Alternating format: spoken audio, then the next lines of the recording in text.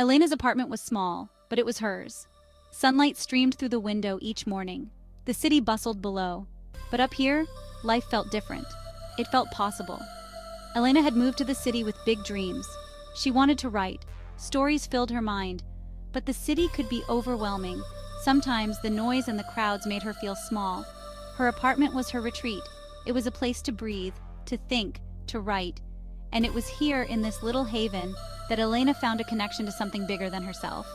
It wasn't a person, it was a plant. Mara the Monstera arrived on Elena's doorstep in a chipped terracotta pot. Her grandmother had sent her. "A little something to brighten your new home," the note had read. Elena smiled, remembering her grandmother's love for plants. At first, Mara seemed like just another responsibility. Elena was busy. She was juggling a part-time job with her writing. She wasn't sure she had time for a plant. But as Elena unpacked boxes and settled into her new home, she found herself drawn to the vibrant green leaves of the Monstera. Mara, with her heart-shaped leaves and reaching vines, seemed to embody the same hope and resilience that Elena herself was seeking. Elena's days settled into a rhythm.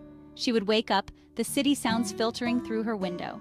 The smell of coffee filled her tiny apartment, and every morning she would greet Mara. It started simply. A splash of water, a gentle turn of the pot to catch the sunlight.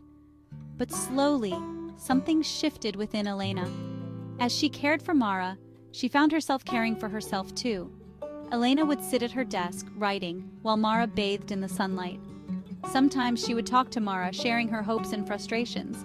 Mara, of course, said nothing, but her silent presence was a comfort. The city could be a lonely place, especially for a young writer finding her voice. But in the quiet moments, with Mara's vibrant green leaves unfurling beside her, Elena never felt truly alone. She found solace in Mara's steady growth. Each new leaf felt like a small victory, a reminder that even in the concrete jungle, life found a way. And as Mara thrived, so did Elena. The doubts that had once plagued her writing began to fade. She found her voice, pouring her heart onto the page. And always, Mara was there, a silent witness to her dreams taking root. Life in the city wasn't always easy. There were rejections, moments of self-doubt, times when Elena felt like giving up. But then, she would look at Mara. She would remember the day the plant had arrived, small and fragile in its pot, and she would see how much it had grown, its leaves reaching towards the light. Mara's resilience became a source of inspiration. Elena learned that growth wasn't always easy. Sometimes it was messy, even painful. But with patience and care, even the smallest seed could blossom into something extraordinary. Just like Mara, Elena was learning to weather the storms and come out stronger. One sunny afternoon, Elena's grandmother came to visit.